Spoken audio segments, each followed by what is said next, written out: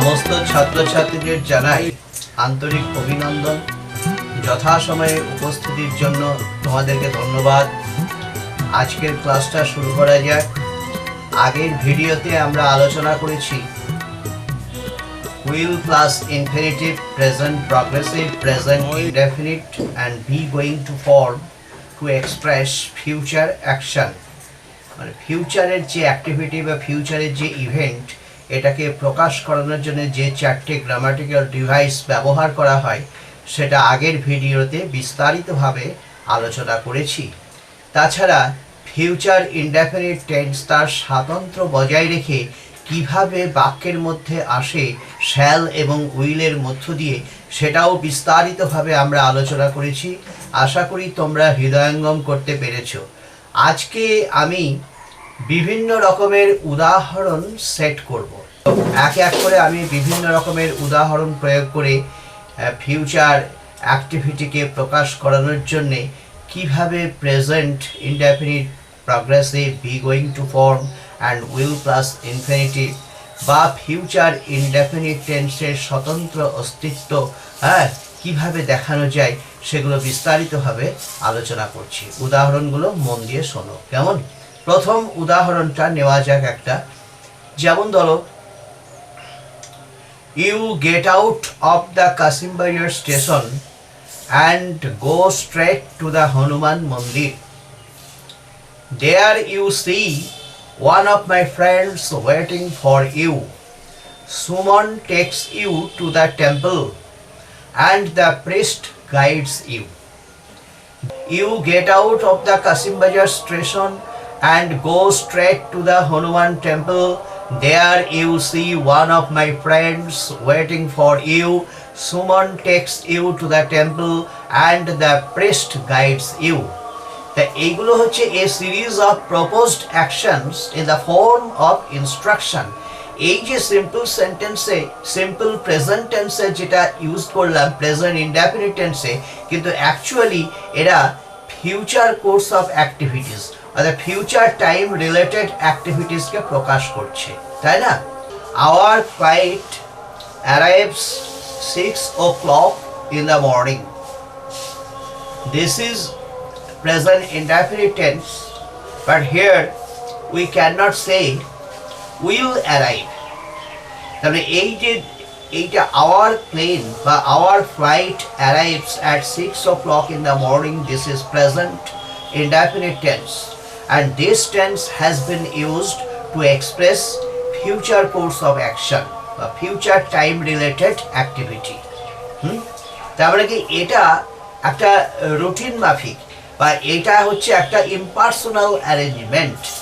মানে বক্তা যে যাবে, যে ব্যক্তি কথা বলছে, the speaker is unable to know who has arranged. The boys and girls start there computer classes on Thursday. This is also present indefinite tense, and this tense has been used to refer to future time related activities. This is impersonal arrangement. The boys and girls do not know at all who has arranged this class. They have to attend the class. I join my service tomorrow. এটা দেখো, I join my service tomorrow. আমি বলছি না এখানে যে I will join my service tomorrow. I join my service tomorrow. This is present indefinite tense which has been used to refer to future time related event. Isn't it? আর যদি বলতাম I am joining service tomorrow, তাহলে এখানে একটা personal arrangement হয়ে যাচ্ছে। বক্তা যেন নিজেই সিদ্ধান্ত নিয়েছে আমি আগামীকাল চাকরিতে জয়েন করব। কিন্তু যখন বলা হচ্ছে I join my service tomorrow, this is impersonal arrangement which has been used to refer to future time related activity. I will join my service tomorrow. This is not right to say. I join my service tomorrow. This is right. She comes tomorrow and occupies a seat beside me. Tomorrow she will come. তা আমি বলছি she will come tomorrow and occupy a seat beside me. এভাবে না বলে she comes tomorrow and occupies a seat beside me, যখনই বলছি তখন বলছি she comes, she attends my class every day, she enters in the classroom and takes a seat beside me. Tomorrow she will come and she will take a seat beside me. This is habit related activities. This is present indefinite tense to refer to a future time activity. There is a conversation between the two persons, Pallavi and Mana. Pallaviর কথা, I have a long cherished desire to visit the Alipur Zoo, but who will guide me? তখন তার উত্তরে মানা বলছে তাকে, you need not worry, I will guide you. তাহলে মানা যখন বলছে I will guide you, এই যে will plus infinitive form here expresses কি the speaker's decision which has been taken later. When Pallavi wants to know from Mana who will guide her, so Mana decides to guide her. Mana সেই সময় তাকে decide করলো কি তাকে guide করতে। তাহলে this is instant decision taken by Mana. This decision has been taken by Mana when she hears from Pallavi.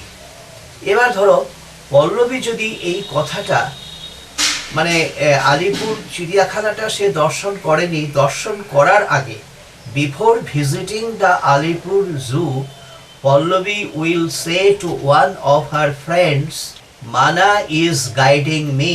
আর যখন পল্লবীর কাছ থেকে শোনার পর মানা যখন ডিসিশন নিল তাকে গাইড করার, পল্লবীকে গাইড করার, তখন যে সেটা তখন উইল প্লাস ইনফিনিটিভ ফর্ম প্রয়োগ করে এই সেন্টেন্সটা তৈরি করা হয়েছে। মানা বলছে কি আই উইল গাইড ইউ, আমি তোমাকে গাইড করব, আই উইল গাইড ইউ। এই যে উইল প্লাস গাইড এটা কি প্রকাশ করছে? এটা হচ্ছে কি মানে ইনস্ট্যান্ট ডিসিশন প্লাস ইন্টেনশন, এই দুটো এখানে কাজ করছে। আর বাটুর মুখ থেকে যখন আমরা শুনছি যে মানা ইজ গোয়িং টু গাইড, তখন কি বলছে? এটা এটা মানা আগেই ডিসিশনটা নিয়ে নিয়েছে, ইন্টেনশনটা প্রকাশ করেছে, কিন্তু অ্যারেঞ্জমেন্টটা হয়নি। পল্লবী এবং মানার মধ্যে এখনো অ্যারেঞ্জমেন্টটা হয়নি। অ্যারেঞ্জমেন্টটা যদি হয়ে যায় তাহলে কিন্তু মানে তখন বাটু বলবে এইটাই যে কি মানা ইজ গাইডিং পল্লবী। যখন এই প্রেজেন্ট প্রগ্রেসিভ টেন্সটা যখন ইউজড হচ্ছে তখন এটাই বোঝাচ্ছে যে কি যে মানা এবং পল্লবীর মধ্যে আলিপুর চিড়িয়াখানা দর্শন করার ব্যাপারে একটা অ্যারেঞ্জমেন্ট হয়ে গিয়েছে। সেই সেন্সটাকে নিয়ে তখন বলা যায় যে মানা ইজ গাইডিং পল্লবী। হ্যাঁ, যেমন ধরো আর একটা কনভারসেশন চলছে টিনা এবং তীর্থার মধ্যে। তীর্থা বলছে I have been in financial crisis, তখন টিনা বলছে কি যে you need not worry, I will lend you some money. তার মানে কি যখন তীর্থার কাছ থেকে টিনা শুনল যে সে আর্থিক সংকটে পড়েছে তখন টিনা সঙ্গে সঙ্গে সিদ্ধান্ত নিয়ে নিল কি যে সে উইল লেন্ড হার সাম মানি, সে তাকে কিছু টাকা ধার দিবে। এই যে সি উইল লেন্ড হার সাম মানি, এবার যখন তীর্থা মানে টাকা পায়নি তার আগে তীর্থা অন্য একটা কাউকে বলতে পারে যে কি যে Tina is lending me some money. এটা একটা অ্যারেঞ্জমেন্ট হয়ে গেল। কিসের অ্যারেঞ্জমেন্ট? টাকা ধার দেওয়ার ব্যাপারে। টিনা এবং তীর্থার মধ্যে কথোপকথন হয়ে গেল। যে কি অ্যারেঞ্জমেন্ট হয়ে গেল? যে টিনা কি করবে? তীর্থাকে টাকা ধার দিবে। সেই সময় তীর্থা অন্য কারোর কাছে এটা বলতেই পারে যে Tina is lending me some money. আর যদি এখানটায় বলে টিনা যদি বলে যে Tina will lend Tirtha some money, এটার মানেটা কি বোঝাচ্ছে? টিনা সঙ্গে সঙ্গে তীর্থার কাছ থেকে শোনার পর সিদ্ধান্ত নিয়ে নিল যে তাকে কিছু টাকা ধার দিবে। তখনই উইল প্লাস ইনফিনিটিভ ফর্মটা আসবে। এটাকে তোমরা মনে রেখে দিও, কেমন? আর যদি এইটাকে এইভাবে বলা হয় যে Tina is going to lend Tirtha some money. তার মানেটা কি, যে এখানে ডিসিশনটা নেওয়া হয়ে গেছে আগেই, কিন্তু অ্যারেঞ্জমেন্টটা এখনো হয়নি। গোয়িং টু ফর্মের মধ্যে দিয়ে এটাই প্রকাশ পায়, এটা জেনে রাখবে। তাহলে Tina is going to lend Tirtha some money, Tina will lend Tirtha some money, Tina is lending Tirtha some money.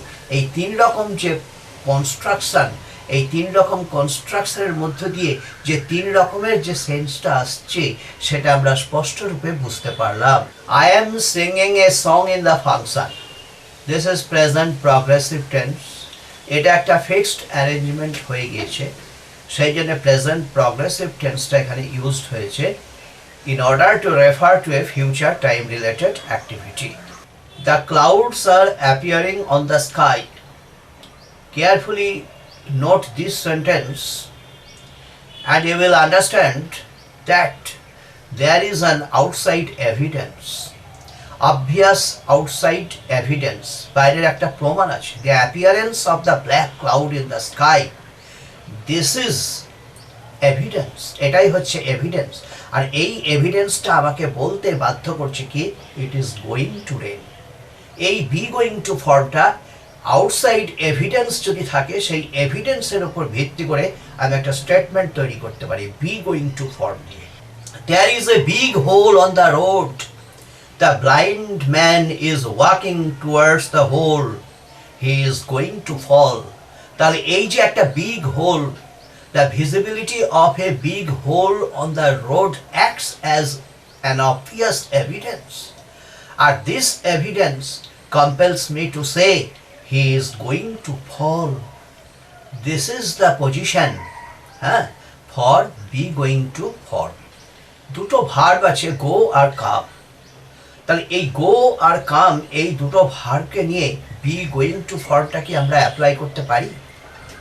Is it possible for us to say going to go, going to come? Is going to go, I am going to go. Is it possible to say? He is going to come. Is it possible to say? Never possible. তাহলে এই জায়গাতে কি বলা উচিত? এই জায়গায় বলা উচিত he is going, he is coming. একমাত্র এই দুটো ভার্বের ক্ষেত্রে আমরা কন্টিনিউয়াস টেন্সটাকেই প্রিফার করব। বি গোয়িং টু ফর্ম এই দুটো জায়গাতে অ্যাপ্লিকেবল নয়, এটা তোমরা মনে রেখে দিও। কেমন? Another example which will tell you how shall works in a sentence আর when shall comes in a sentence, why is shall allowed to come in a sentence. Shall I help you? Do you want me to help you? This meaning is expressed clearly. যখন বলছি shall I help you, do you want me to help you, আপনি কি আমাকে চান সাহায্য করতে? Formal expression will you open the main gate, যখন উইলটাকে বসাচ্ছি ইউ এর আগে, তখন কি মানে প্রকাশ পাচ্ছে এখানে? যখন বলছি will you open the main gate, I want you to open the main gate, মানে বক্তার ইন্টেনশনটা কাজ করছে। I am flying on Friday, this sentence, what does this sentence imply? I am flying on Friday. That means I have booked the flight and made all arrangements. So we have used present progressive tense. তাই বলছে কি, I am flying on Friday. I am sure that we will have a good discussion. The speaker is optimistic. The speaker knows very well that they will have a good discussion. The speaker is going to discuss with somebody and the discussion will be successful. The speaker knows it. This is the speaker's capacity to judge the situation. এই ক্ষেত্রেও আমরা will কে ব্যবহার করতে পারি। We will have a good discussion. বক্তার যে একটা বিচার করবার, কোনো পরিস্থিতি বিচার করে, অ্যানালাইসিস করে, পরিস্থিতিটাকে বিশ্লেষণ করে বক্তার এই সিদ্ধান্তে আসার ক্ষমতা আছে যে তাদের দুজনের মধ্যে যে আলোচনাটা হচ্ছে সে আলোচনাটা ফলপ্রসূ হবে, ভালো আলোচনা তারা পাবে। বক্তাটা বলেই দিচ্ছে আগে থেকে। এই যে স্পিকারের যে ক্ষমতা, এরকম বোঝানোর জন্য আমরা বাক্যে উইলকে ব্যবহার করতে পারি। তাই উইলটা এখানে ইন্টেনশনের কাজ করছে না, বক্তার ইন্টেনশন কাজ করছে না। Your baby will have an acute brain. আপনার শিশুর থাকবে একটা খুব সূক্ষ্ম মস্তিষ্ক। I am sure it will rain tomorrow. আবহাওয়া সম্বন্ধে বক্তার বেশ ভালোই জ্ঞান আছে, সেইটা প্রকাশ করার জন্য আমরা উইল প্লাস ইনফিনিটিভ, বা সেটা ইন্টেনশন প্রকাশ পাচ্ছে না, কিন্তু বক্তার একটা ওপিনিয়ন, বিলিফ, যে কোনো একটা সিচুয়েশনকে পর্যবেক্ষণ করে সিদ্ধান্তে আসতে পারে যে কি ঘটবে ভবিষ্যতে, এটা বলার ক্ষমতা, প্রেডিকশন করার ক্ষমতা, জাজমেন্ট।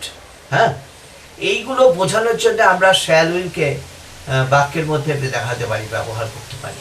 আমরা চারটে grammatical device, be going to form, will plus infinitive form, present progressive form আর simple present, the present indefinite tense, এই চারটের সাহায্য নিয়ে আমরা ভবিষ্যতের যে ক্রিয়াকলাপ বা ভবিষ্যতের যেসব ঘটনাগুলো আছে সেগুলোকে প্রকাশ করতে পারি।